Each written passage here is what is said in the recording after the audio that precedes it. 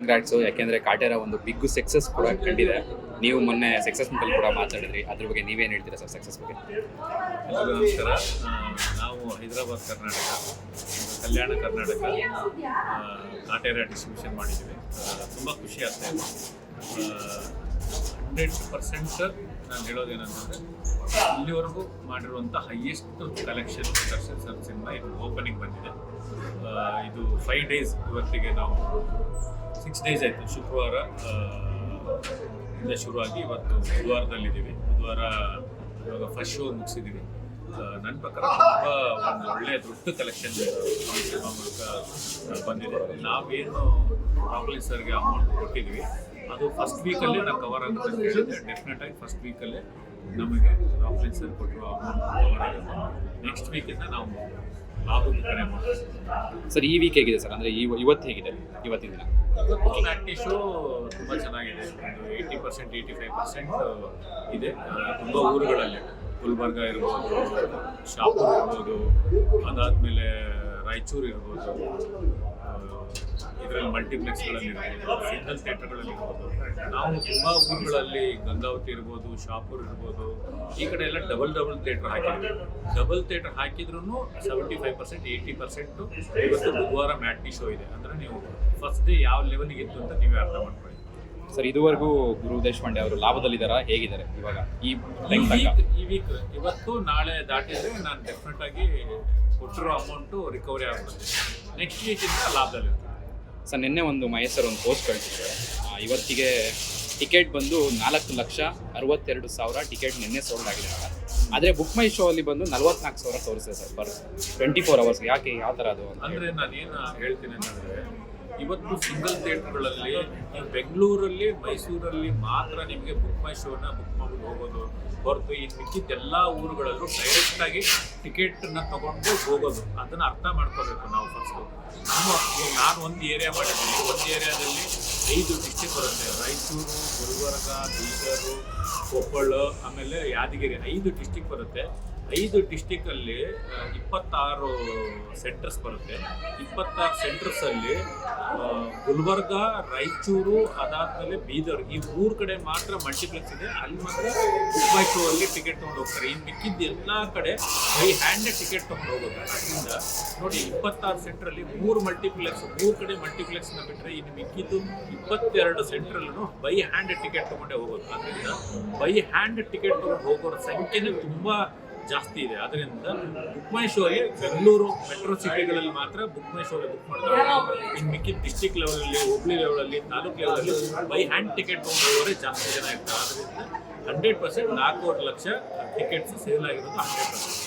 Sir ಅದನ್ನೇ ಇಟ್ಕೊಂಡು ಕಿಡಿಗೇಡಿಗಳು ಸಿನಿಮಾ ಬಗ್ಗೆ ನೆಗೆಟಿವ್ ಕಮೆಂಟ್ ಮಾಡೋದು, ಮತ್ತು ಬೇರೆ ಬೇರೆ ಥರ ಮಾತಾಡೋದು, ಟಿಕೆಟೇ ಸೇಲ್ ಆಗಿಲ್ಲ, ಸುಮ್ಮನೆ ಕಲೆಕ್ಷನ್ ಬಗ್ಗೆ ಹೇಳ್ತಿದ್ದಾರೆ. ಅದ್ರ ಬಗ್ಗೆ ನಿಮ್ಮ ರಿಯಾಕ್ಷನ್ ಏನು ಸರ್? ನೋಡಿ, ಒಂದು ಮಾತ್ರ ಹೇಳಕ್ಕೆ ಇಷ್ಟಪಡ್ತೀನಿ. ನಾವೆಲ್ಲ ಕನ್ನಡಿಗರು. ಒಂದು ಕನ್ನಡ ಸಿನಿಮಾ ಗೆದ್ದರೆ 100 ಟೆಕ್ನಿಷಿಯನ್ಸ್ ಅವ್ರಿಗೆ ಕೆಲಸ ಸಿಗುತ್ತೆ, 100 ಕಲಾವಿದರಿಗೆ ಕೆಲಸ ಸಿಗುತ್ತೆ. ಅದನ್ನು ನೆನಪಲ್ಲಿ ಇಟ್ಕೋಬೇಕು. ನೀವು ಯಾವುದೋ ಒಬ್ಬ ಹೀರೋನ ಸಪೋರ್ಟ್ಗೋಸ್ಕರ, ಒಬ್ಬ ಹೀರೋ ಫಾಲೋವರ್ಸ್ ಆಗಿ ನೀವು ಇಡೀ ಚಿತ್ರರಂಗನ ಹಾಳು ಮಾಡೋಕ್ಕೆ ಬರ್ತಾ ಇದ್ದೀರ. ದಯವಿಟ್ಟು ಚಿತ್ರರಂಗನ ಹಾಳು ಮಾಡೋಕ್ಕೆ ಬರಬೇಡಿ. ನಿಮ್ಮ ಹೀರೋ ಫೇವರ್ ಇದ್ದಾಗ ಈ ಹೀರೋ ಫೇವರ್ ಇರೋರು ಅಪೋಸಿಟ್ ಮಾಡೋಕ್ಕೆ ಶುರು ಮಾಡ್ತಾರೆ. ಆದ್ದರಿಂದ ಒಬ್ಬ ಹೀರೋ ಒಂದು ಒಳ್ಳೆ ಕನ್ನಡ ಸಿನಿಮಾ ಬಂದಾಗ, ಒಂದು ಒಳ್ಳೆ ಕನ್ನಡ ಸಿನಿಮಾನ ನಾವೆಲ್ಲ ಸಪೋರ್ಟ್ ಮಾಡೋಣ, ಬೇರೆ ಲೆವೆಲ್ಗೆ ತೊಗೊಂಡೋಗೋಣ. ಕನ್ನಡ ಇಂಡಸ್ಟ್ರಿಯಲ್ಲಿ ಅಪರೂಪಕ್ಕೆ ಈ ಥರದ್ದೊಂದು ಸೂಪರ್ ಹಿಟ್ ಸಿನಿಮಾಗಳು ನಮ್ಮ ನೆಲದಲ್ಲಿ ಸಿಗೋದು. ಅದರಿಂದ ಈ ವರ್ಷ ನೋಡಿ, ಈ ವರ್ಷದಲ್ಲಿ ಸೂಪರ್ ಡೂಪರ್ ಹಿಟ್ ಅಂತ ಸಿಕ್ಕಿರೋದು ಇದು ಒಂದೇ ಸಿನಿಮಾ 2023. ಇನ್ನು ಮಿಕ್ಕಿದ್ದೆಲ್ಲ ಒಳ್ಳೆ ಸಿನಿಮಾ ಅಂತ ಹೇಳಿದರು.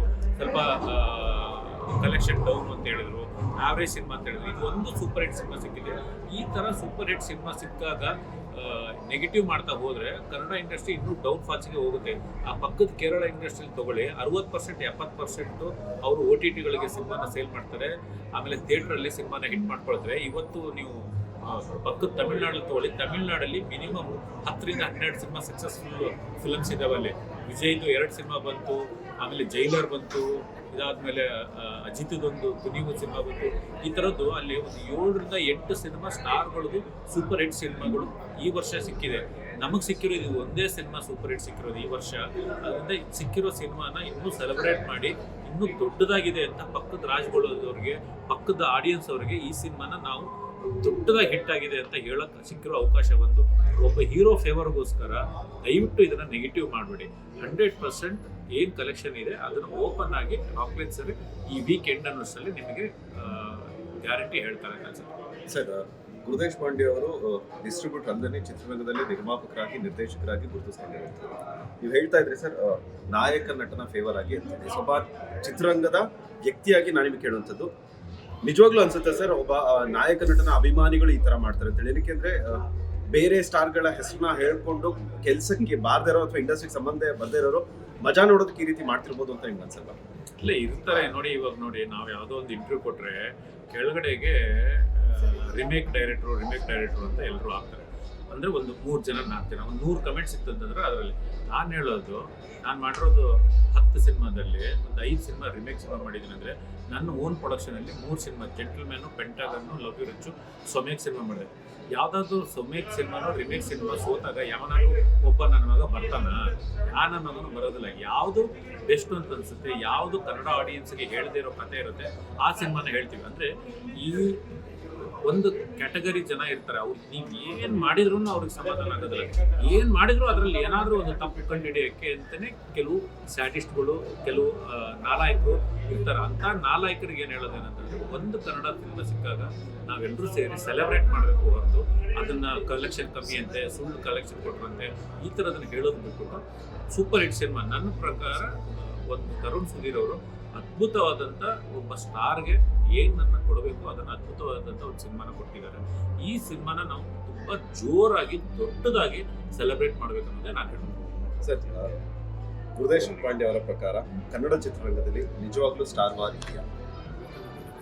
ಇಲ್ಲ, ನನಗೆ ಗೊತ್ತಿಲ್ಲ. ನಿಜವಾಗ್ಲೂ ನಮ್ಗೆ ಸ್ಟಾರ್ ವಾರ್ ಇದೆಯಾ ಇಲ್ಲ ಅನ್ನೋದು ಗೊತ್ತಿಲ್ಲ. ನನಗೇನಂತಂದ್ರೆ ಅವ್ರ ಇವ್ರ ಹೆಸರು ಹೇಳ್ಕೊಂಡು ಈ ಟ್ವಿಟ್ಟರಲ್ಲಿ ಅನ್ನೆಸೆಸರಿ ವಿಡಿಯೋಗಳನ್ನು ಹಾಕ್ತಾ ಇರ್ತಾರೆ. ಆ ವಿಡಿಯೋಗಳನ್ನು ಮತ್ತು ಟ್ವೀಟ್ಗಳನ್ನು ನೋಡಿದಾಗ ಅನಿಸುತ್ತೆ. ಆದರೆ ನಿಜವಾದ ಫ್ಯಾನ್ ಫಾಲೋವರ್ಸು, ಬೇರೆ ಹೀರೋ ಇಷ್ಟಪಡೋರು ಇದನ್ನು ಮಾಡ್ತಾರಂತ ನನಗೆ ಗೊತ್ತಿಲ್ಲ. ನಾನು ಅದನ್ನು ರಿಸರ್ಚ್ ಮಾಡಿ ನಾನು ನೋಡಿಲ್ಲ. ಅದರಿಂದ ನನಗೆ ಗೊತ್ತಿದ್ದಿರೋ ವಿಷಯನ ನನಗೆ ಅದು ಮಾಡ್ತಾರೆ ಅಂತ ನಾನು ಹೇಳೋಕ್ಕಾಗಲ್ಲ.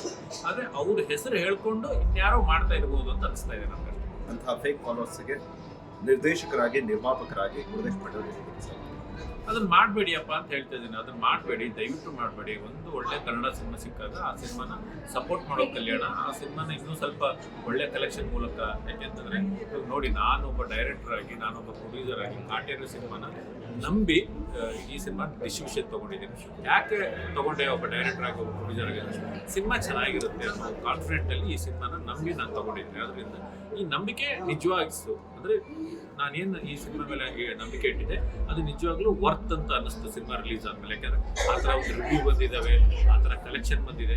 ಅದರಿಂದ ಎಲ್ಲ ಸಿನಿಮಾಗಳಿಗೂ ನಾವು ಸಪೋರ್ಟ್ ಮಾಡಿದ್ರೆ ಕನ್ನಡ ಇಂಡಸ್ಟ್ರಿ ಬೆಳೀತದೆ. ನಾವು ನಮಗೆ ಕಾಂಪಿಟೇಟರ್ ಆಗೋದು ಬೇಡ, ನಾವು ಹೊರಗಡೆಯವರು ಕಾಂಪಿಟೇಟರ್ ಆಗಿರೋಣ. ನಮ್ಮ ಹೀರೋಗಳ ಮಧ್ಯದಲ್ಲೇ ಕಾಂಪಿಟೇಟರ್ ತಂದಿಟ್ಟು ಅವ್ರನ್ನ ಸಿನಿಮಾ ರಿಲೀಸ್ ಆದಾಗ ಅವ್ರ ಬಗ್ಗೆ ಬ್ಯಾಡಾಗಿ ಹಾಕೋದು, ಅವ್ರನ್ನ ಫ್ಯಾನ್ಗಳನ್ನು ಹುಚ್ಚೆಪ್ಸೋದು, ಈ ಥರ ಮಾಡೋ ಬದಲು ನಾವು ನಮ್ಮ ಇಂಡಸ್ಟ್ರಿಯಲ್ಲಿ ಒಗ್ಗಟ್ಟಾಗಿದ್ದು ಬೇರೆ ಇಂಡಸ್ಟ್ರಿಯವ್ರನ್ನ ಜೊತೆ ಫೈಟ್ ಮಾಡೋದನ್ನು ಕಲಿಯೋಣ ಅಂತ ನಾನು ಹೇಳೋದು. ಗುರುದೇಶ್ ಪಾಂಡೆ ಅವರ ಮುಂದಿನ ಹೆಜ್ಜೆ ನಿರ್ದೇಶನದ ಕಡೆಗೋ ನಿರ್ಮಾಣದ ಕಡೆಗೋ? ನಿರ್ದೇಶನ ಮಾಡೋದಾದ್ರೆ ಯಾರಿಗೆ ಮಾಡ್ತಾರೆ, ನಿರ್ಮಾಣ ಮಾಡೋದಾದ್ರೆ ಯಾರಿಗೆ ಮಾಡ್ತಾರೆ? ಎರಡೂ ಮಾಡ್ತೀನಿ. ಈಗ ನಾನು ಸಿನಿಮಾ ಬರೀತಾ ಇದ್ದೀನಿ, ರೈಟಿಂಗ್ ಹಂತದಲ್ಲಿದೆ. ನಾವು ಆದಷ್ಟು ಬೇಗ ಒಂದು ಒಳ್ಳೆಯ ಸಿನಿಮಾ, ದೊಡ್ಡ ಸಿನಿಮಾ ಮೂಲಕ ಕಮ್ಬ್ಯಾಕ್ ಆಗುವಂಥ ಯೋಚನೆಗಳು ನಡೀತಾ ಇದೆ. ಆದಷ್ಟು ಬೇಗ ನಾನು ಡೈರೆಕ್ಟ್ ಮಾಡಿ ನಮ್ಮದೇ ಪ್ರೊಡಕ್ಷನ್ ಹೌಸಲ್ಲಿ ನಿರ್ಮಾಣ ಆಗ್ತಿದೆ. ಆ ಸಿನಿಮಾನ ಫೆಬ್ರವರಿ ಎಂಡ್ ಅನ್ನೋಸಲ್ಲಿ ಅನೌನ್ಸ್ ಮಾಡ್ತೀನಿ. ಗಾಡಿಯಲ್ಲಿ ಕೇಳಿಬಂದಂತಹ ಟೈಟಲ್ ರಾಜಾ ಹುಲಿ 2. ಇಲ್ಲ, ರಾಜಾ ಹುಲಿ 2 ಮಾಡುವಂಥ ಐಡಿಯಾ ಸದ್ಯಕ್ಕಂತೂ ಇಲ್ಲ. ಆದರೆ ಐಡಿಯಾ ಅಂತೂ ಇದೆ. ರಾಜಾ ಹುಲಿ 2 ಮಾಡಬೇಕು ಅನ್ನೋ ಐಡಿಯಾ ಇದೆ. ಆದರೆ ಅದರಲ್ಲಿ ಸತ್ಯವಾಗ್ಲೂ ಹೇಳ್ತೀನಿ, ಯಶ್ ಅವ್ರು ಮಾಡೋದಿಲ್ಲ. ಸುಮ್ಮನೆ ಯಶ್ ಅವ್ರು ಮಾಡ್ತಾರೆ ಅಂತ ಅದನ್ನು ಮತ್ತೆ ತಿರ್ಗಾ ದೊಡ್ಡ ಸುದ್ದಿ ಎಲ್ಲ ಮಾಡೋದು ಯಶ್ ಅವ್ರು ಮಾಡ್ತಾ ಇಲ್ಲ. ರಾಜಾ ಹುಲಿ ಮಾಡಬೇಕು ಅನ್ನೋದು ಒಂದು ಥಾಟು, ಒಂದು ಕತೆ ನಡೀತಾ ಇದೆ. ನೋಡೋಣ ಯಾರಿಗೆ ಮಾಡ್ತೀವಿ, ಹೆಂಗೆ ಮಾಡ್ತೀವಿ, ಏನಕ್ಕೋಸ್ಕರ ರಾಜಾ ಹುಲಿ 2 ಮಾಡ್ತೀವಿ ಅನ್ನೋದನ್ನ ಡೆಫಿನೆಟ್ ಆಗಿ ಹೇಳ್ತೀನಿ. Thank you sir. Speed Plus Karnataka.